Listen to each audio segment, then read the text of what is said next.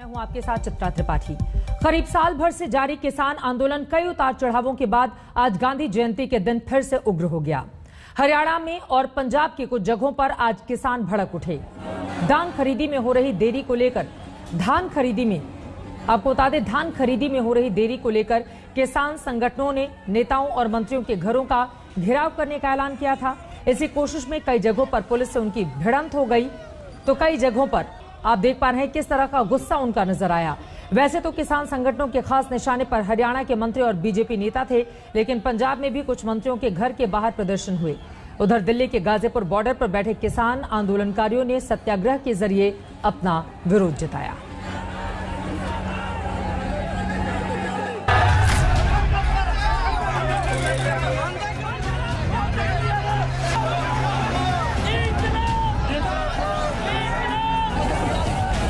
महात्मा गांधी की जयंती पर किसान आंदोलनकारियों ने नए सिरे से अपनी शक्ति का प्रदर्शन किया।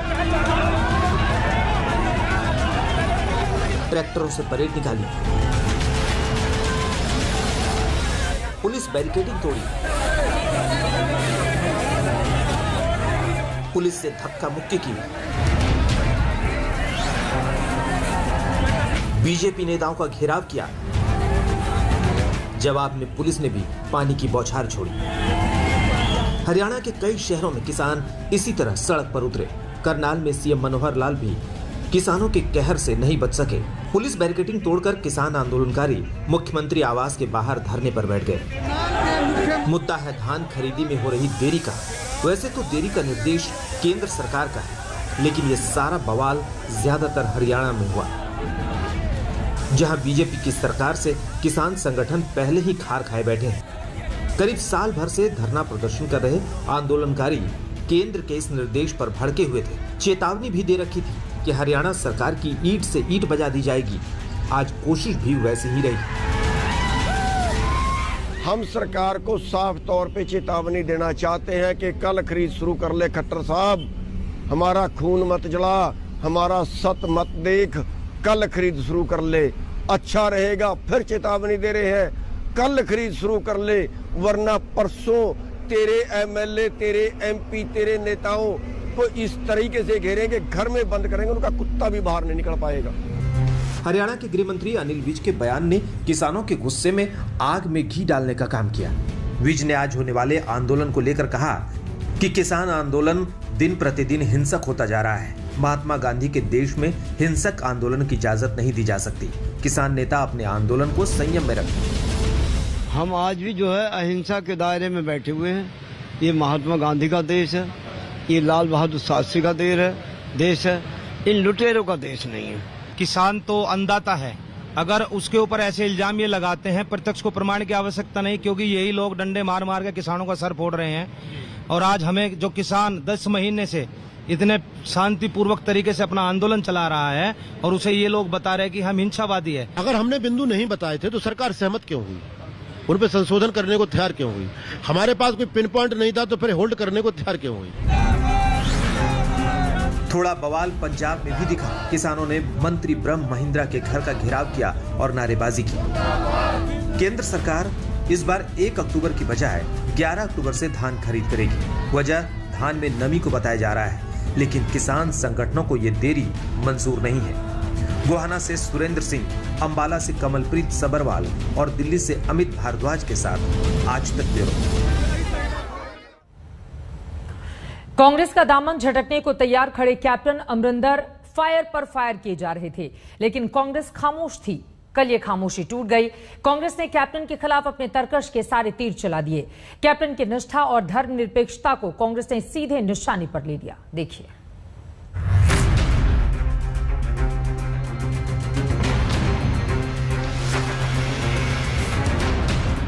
अमित शाह और डोवाल से कैप्टन की मुलाकातों के बाद कांग्रेस को जब यकीन हो गया कि कैप्टन की वापसी नामुमकिन है, तब उन पर आरोपों की बौछार शुरू हो गई।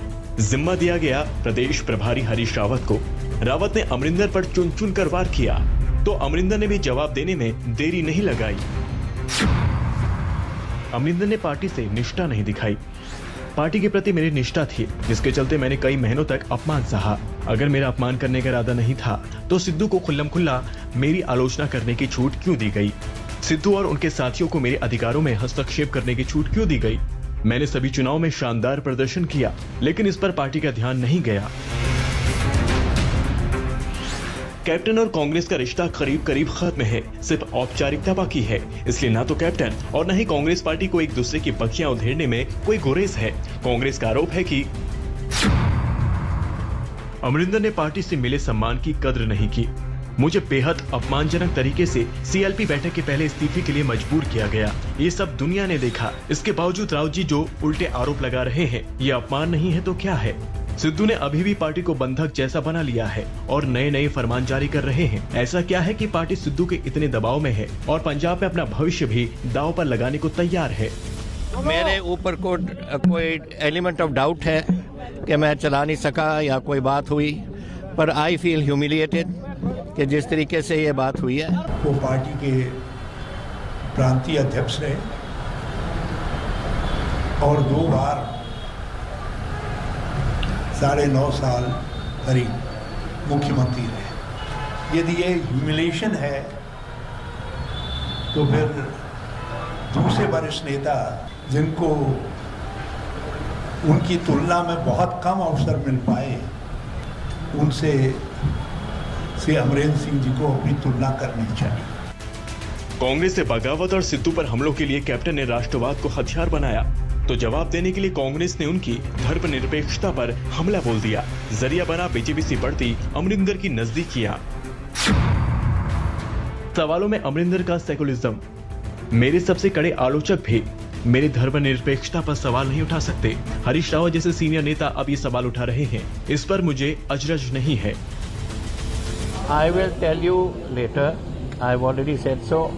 Number 1, I am not going to remain in the Congress. Number 2, I am not joining the BJP. That is enough for me at the moment.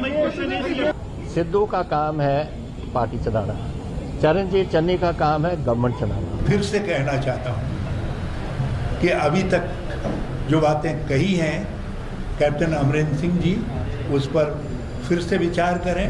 Amarinder बाहर से कांग्रेस को निशाना बनाए जा रहे हैं, लेकिन कांग्रेस के अंदर उनके सुर में सुर मिलाने वालों की कमी नहीं है। सिब्बल, गुलाम नबी आजाद, चिदंबरम, मनीष तिवारी के बाद हरियाणा के पूर्व सीएम भूपेंद्र सिंह हुड्डा ने पार्टी में आत्ममंथन का सवाल उठा दिया है। मैं तो एक कांग्रेस का हूं और जो कांग्रेस के हित में हमने समझा वो हमने उस टाइम कांग्रेस अध्यक्ष जी को लिख के भेजा। और कांग्रेस को मजबूत होना चाहिए, क्योंकि जिस प्रकार से आज सिचुएशन हो रही है, चाहे आपने पंजाब का जिक्र कर रहे थे, पंजाब हो या और हमारे वरिष्ठ साथी जैसे गोवा में पूर्व मुख्यमंत्री गए या इस तरह केरल में जैसे हो रहा है, तो ये बहुत ही गहरी चिंता का विषय है। कैप्टन ने तो अपना भविष्य चुन लिया है। वो अपनी अगली पार्टी बनाने की तैयारी में है। सूत्रों का दावा है कि अमरिंदर अपनी अगली पार्टी तैयार करने वाले हैं। करीब 2 हफ्तों में इसका ऐलान भी कर देंगे। सोचना कांग्रेस को है कि वो इतनी अंदरूनी कलह के साथ आगे की राह कैसे बनाएगी। आज तक ब्यूरो।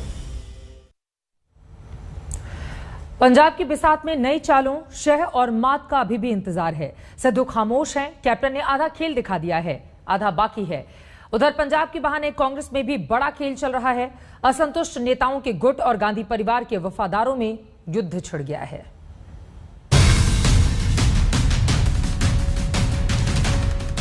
पंजाब में मुख्यमंत्री बदला,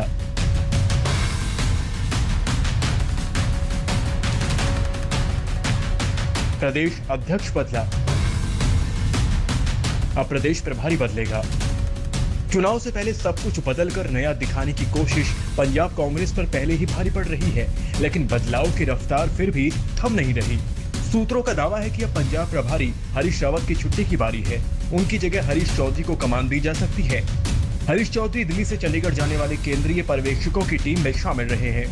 अपना रोल बड़ा होने की अटकलें आते ही वो गांधी परिवार की ढाल बनकर खड़े हो गए हैं। सोनिया गांधी जी, हमारे आदरणीय सोनिया गांधी जी राष्ट्रीय अध्यक्ष है, और ये किसने चुना? ये CWC ने चुना। CWC को अधिकार किसने दिया? कांग्रेस के आम कार्यकर्ताओं ने दिया, PCC AICC के डेलीगेट्स ने किया। तो ये इस बारे के में जो भी चर्चा हो रही है, शायद वो संगठन की संरचना नहीं जानते। कांग्रेस के राष्ट्रीय अध्यक्षा है, CWC लगातार हो रही है। CWC के अंदर जो अपनी बात रखने का प्रावधान है। पंजाब संकट के बहाने कांग्रेस के दिग्गज नेता पार्टी नेतृत्व यानी सीधे कहे तो गांधी परिवार पर निशाना साध रहे हैं। शुरुआत मनीष तिवारी ने की थी। उसके बाद गुलाम नबी आजाद, कपिल सिब्बल, आनंद शर्मा और चिदम्बरम जैसे नेता भी बगावत बुलंद कर रहे हैं। गांधी मूल्य जो है वो अब कांग्रेस में जिंदा नहीं है या नहीं, जिंदा तो इस सरकार में नहीं है, हमारे में तो आज भी जिंदा है, इसलिए हम यहाँ आए हैं। ये तो बात गांधी की करते हैं, लेकिन है आंधी, ये असत्य की आंधी है। गांधी सत्य की आंधी थी, ये असत्य की आंधी है। इनको मालूम ही नहीं कि गांधी के आदर्श क्या हैं। पंजाब की कांग्रेस की सियासी पराली इस कदर धुआं फेंक रही है कि दूसरे राज्यों में उसके सहयोगी भी आंखें मिचलाकर आग बुझाने की सलाह देने लगे हैं। पार्टी का प्रेसिडेंटशिप छोड़ दिया और उसके बाद तो सिर्फ मैं देखता हूँ ऐसा ही काम चल रहा है। इतनी बड़ी पार्टी अगर हेडलेस होगी, प्रेसिडेंट नहीं होगा पार्टी का, लोगों के मन में जरूर एक भ्रम पैदा होता है किसी भी पार्टी के बारे में। किसी जमाने में कांग्रेस के अंदर रसूख रखने वाले नेता भी पार्टी में छिड़े घमासान की जड़ गांधी परिवार में ही तलाश रहे हैं। Shrimati Sonia Gandhi went to Simla. She stopped in Chandigarh for some time. She could have sent for Amrinder Singh and other accounts. She could have sent for Sidhu and say, "What is all this? Finish all this." But she didn't. Now, why didn't she? She the Congress president. No, she won. As you said. Rahul Gandhi decided to go to Kerala. He said to go to UP. Well, you should be in Delhi, trying to find an answer for the crisis. Congress में छिड़ी इस राष्ट्रीय घमासान के बीच पंजाब के मुखिया चरणजीत सिंह चन्नी युद्ध विराम की कोशिश में हैं। सिद्धू नाराज थे कि उनकी पसंद के एडवोकेट जनरल की नियुक्ति नहीं की गई। अब चन्नी सरकार ने उन्हें मनाने के लिए एक नया स्पेशल पब्लिक प्रोसिक्यूटर नियुक्त किया है। राज्य सरकार ने ये जिम्मेदारी राजीविंदर सिंह बैंस को दी है। गुरु ग्रंथ साहिब बेअदबी मामले में सरकार का पक्ष वही रखेंगे। हालांकि युद्ध विराम का फैसला दोनों तरफ से होता है। चन्नी के इस दाव पर सिद्धू क्या करेंगे, ये सिद्धू को ही पता है। चंडीगढ़ से मंजीत सहगल, दिल्ली से आनंद पटेल और मोहित शर्मा के साथ आज तक ब्यूरो। फिल्म अभिनेत्री कंगना रनौत कल लखनऊ पहुंची और मुख्यमंत्री योगी आदित्यनाथ से मुलाकात की। उन्हें योगी सरकार ने वन डिस्ट्रिक्ट वन प्रोडक्ट का ब्रांड एम्बेसडर बनाया है। कल हुई मुलाकात में कंगना ने योगी की जमकर तारीफ की। ये तस्वीरें आपके सामने हैं, आप देख पा रहे हैं मुख्यमंत्री योगी आदित्यनाथ से मुलाकात की कंगना रनौत ने। मुख्यमंत्री योगी आदित्यनाथ की ओर से उन्हें अयोध्या से जुड़ी हुई भेंट दी गई, तो कंगना ने भी जमकर उनकी तारीफ और भविष्य की शुभकामनाएं दी। शिलान्यास किया था तो उसका वो है ये सिक्का। तो मैंने कहा आपको हम अयोध्या आए, अयोध्या में भगवान राम का दर्शन करें, तो इसके लिए तो मैंने कहा जैसे रामचंद्र की तरह तपस्वी राजा यहाँ पे राज रहे और आपको बहुत शुभकामनाएं। धन्यवाद। यहाँ यूपी से संबंधित कोई बात हो तो बेझिझक बताइए, ठीक है ना।